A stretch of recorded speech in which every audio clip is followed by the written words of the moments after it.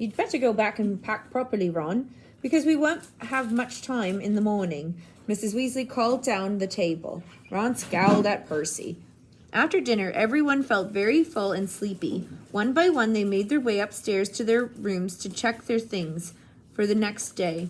Ron and Percy were next door to Harry. He had just closed and locked his own trunk when he heard angry voices through the wall and went to see what was going on.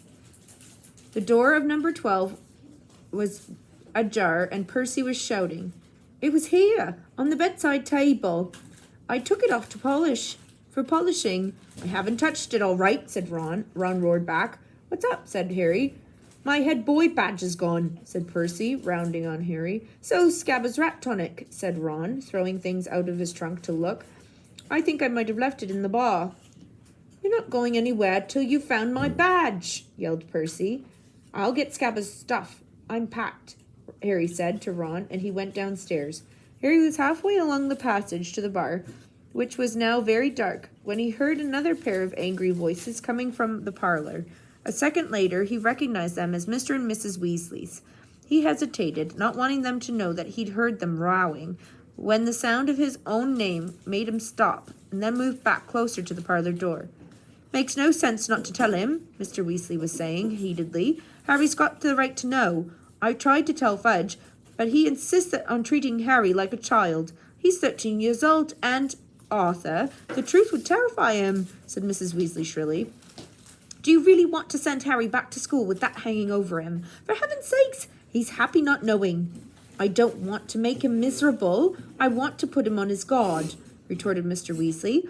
You know that what Harry and Ron are like, wandering off by themselves. They've even ended up in the Forbidden Forest. Harry mustn't do that this year. When I think what could have happened to him the night that he ran away from home, if the night bus hadn't picked him up, I'm prepared to bet that he would have been dead before the Ministry found him. But he's not dead. He's fine. So what's the point? Molly? They say Sirius Black's mad, and maybe he is, but he was clever enough to escape from Azkaban, and that's supposed to be impossible. It's been a month now, and no one's seen hide and tail of him, and I don't care what Fudge keeps telling the Daily Prophet. We're no nearer catching Black than inventing a self-spelling wand. The only thing that we know for sure is that Black's after... But Harry will be perfectly safe at Hogwarts. We thought Azkaban was perfectly safe. If Black can break out of Azkaban, he can break into Hogwarts. But no one's really sure that Black's after Harry. There was a thud on the wood, and Harry was sure Mr. Weasley had banged his fist on the table. Molly, how many times do I have to tell you? They didn't report it in the press because Fudge wanted it kept quiet. But Fudge went out to Azkaban the night Black escaped. The guards told Fudge that Black's been talking in his sleep for a while now. Always the same words. He's at Hogwarts. He's at Hogwarts. Black is deranged, Molly, and he wants Harry dead.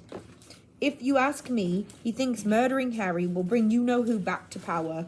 Black lost everything the night that Harry stopped you-know-who, and he's had 12 years alone in Azkaban to brew on that. There was a silence. Harry leant still closer to the door, desperate to hear more. Well, Arthur, you must do what you think is right. But you're forgetting Albus Dumbledore. I don't think anything could hurt Harry at Hogwarts while Dumbledore's headmaster. I suppose he knows about all of this. Of course he knows.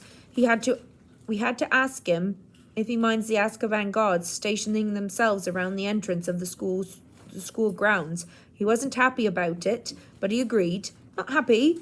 Why shouldn't he be happy if they're there to catch Black?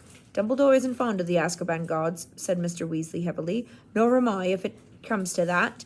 But when you're dealing with a wizard like Black, you sometimes have to join forces with those you'd rather avoid.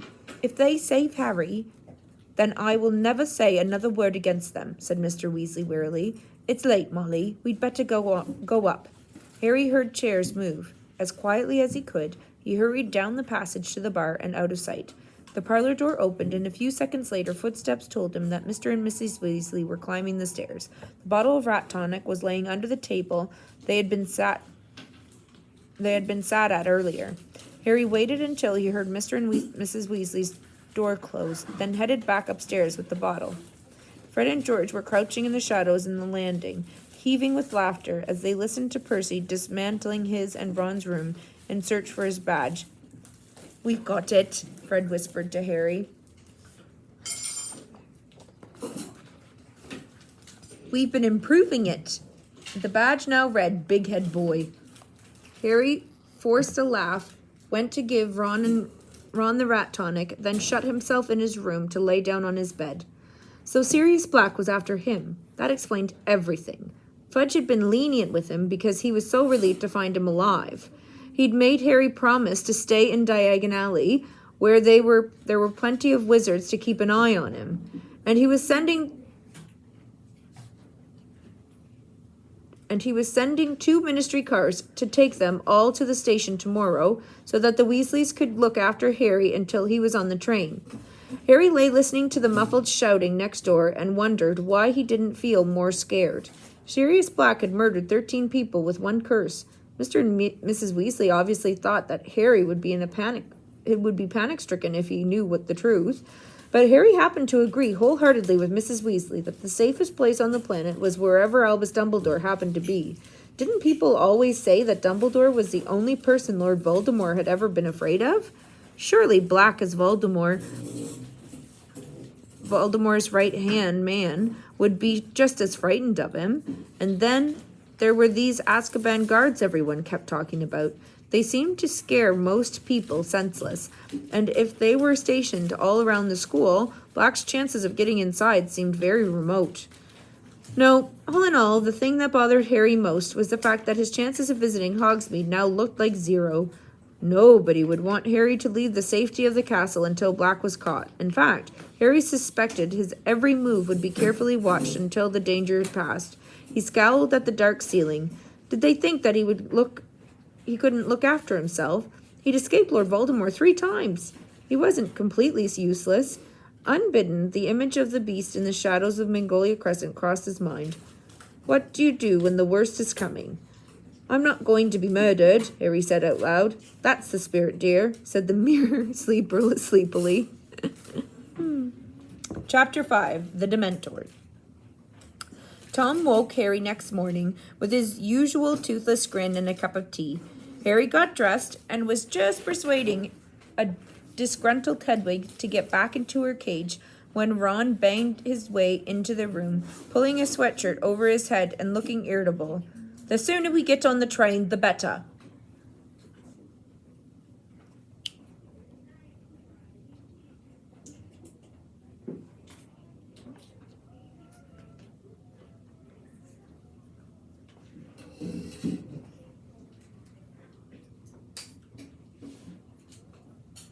"At least I can get away from Percy at Hogwarts. Now he's accusing me of dripping tea on his photo of Penelope Clearwater, you know," Ron grimaced. "His girlfriend. She's hidden her face under the frame because her nose has gone all blotchy." "I've got something to tell you," Harry began, but they were interrupted by Fred and George, who looked in to congratulate Ron on infuriating Percy again. They headed down to breakfast, where Mr. Weasley was reading the front page of the Daily Prophet with a furrowed brow, and Mrs. Weasley was telling Hermione and Ginny about a love potion that she'd made as a young girl. All 3 of them were rather giggly. "What were you saying?" Ron asked Harry as they sat down. "Later," Harry muttered as Percy stormed in. Harry had no chance to speak to Ron or Hermione in the chaos of leaving. They were too busy heaving all their trunks down the leaky cauldron's narrow staircase and piling them up near the door, with Hedwig and Hermes, Percy's screech owl, perched on top of their cages. A small wickerwork basket stood beside the heap of trunks, spitting loudly. "It's all right, Crookshanks," Hermione cooed through the wickerwork. "I'll let you out on the train." "You won't," snapped Ron. "What about poor Scabbers, eh?" He pointed at his chest, where a large lump indicated that Scabbers was curled up in his pocket. Mr. Weasley, who had been outside waiting for the ministry's cars, stuck his head inside. "They're here," he said. "Harry, come on." Mr. Weasley marched Harry across the short stretch of pavement towards the first of the 2 old-fashioned dark green cars, each of which was driven by a furtive-looking wizard wearing a suit of emerald velvet. "In you go, Harry," said Mr. Weasley, glancing up and down the crowded street. Harry got into the back of the car and was shortly joined by Hermione, Ron, and, to Ron's disgust, Percy. The journey to King's Cross was very uneventful compared to Harry's trip on the night bus. The Ministry of Magic's cars seemed almost ordinary, though Harry noticed that they could slide through gaps that Uncle Vernon's new company car certainly couldn't have managed. They reached King's Cross with 20 minutes to spare. The ministry drivers found them trolleys, unloaded their trunks, touched their hats to Mr. Weasley, and drove away, somehow managing to jump to the head of an unmoving queue for the traffic lights. Mr. Weasley kept close to Harry's elbow all the way into the station. "Right then," he said, glancing around them. "Let's do this in pairs, as there's so many of us. I'll go through first with Harry." Mr. Weasley strolled towards the barrier between platforms 9 and 10, pushing Harry's trolley and apparently very interested in the Intercity 125 that had just arrived at platform 9. With a meaningful look at Harry, he leaned casually against the barrier, and Harry imitated him. Next moment, they had fallen sideways through the solid metal onto platform 9 3/4 and looked up to see the Hogwarts Express, a scarlet steam engine, puffing smoke over a platform packed with witches and wizards seeing their children onto the train. Percy and Ginny suddenly appeared behind Harry. They were panting and had apparently taken the barrier at a run. "Ah, there's Penelope," said Percy, smoothing his hair and going pink again. Ginny caught Harry's eye, and they both turned away to hide their laughter as Percy strode over to the girl with long curly hair, walking with his chest thrown out so that she couldn't miss his shiny badge. Once the remaining Weasleys and Hermione had joined them, Harry and Mr. Weasley led the way to the end of the train, past packed compartments to a carriage that looked quite empty. They loaded the trunks onto it, stowed Hedwig and Crookshanks in the luggage rack, then went back outside to say goodbye to Mr. and Mrs. Weasley. Mrs. Weasley kissed all her children, then Hermione, and finally Harry. He was embarrassed, but really quite pleased, when she gave him an extra hug. "Do take care, won't you, Harry?" she said, as she straightened up, her eyes oddly bright. Then she opened her enormous handbag and said, "I've made all of you sandwiches. Here you go. Ron, no, there's no corned beef. Fred, where's Fred?" "Here you are, dear." "Harry," said Mr. Weasley quietly, "come over here for a moment." He jerked his head towards a pillar, and Harry followed him behind it, leaving the others crowded around Mrs. Weasley.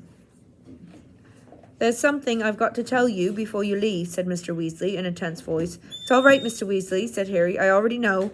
"You know? How could you know?" I heard you and Mrs. Weasley talking last night. I couldn't help hearing," said Harry quickly. "Sorry. That's not the way that I'd have chosen for you to find out," said Mr. Weasley, looking anxious. "No, honestly, it's okay. This way, you haven't broken your word to Fudge, and I know what's going on. Harry, you must be very scared." "I'm not," said Harry sincerely. "Really?" he added, because Mr. Weasley was looking disbelieving. "I'm not trying to be a hero, but seriously, Sirius Black can't be worse than Voldemort, can he?"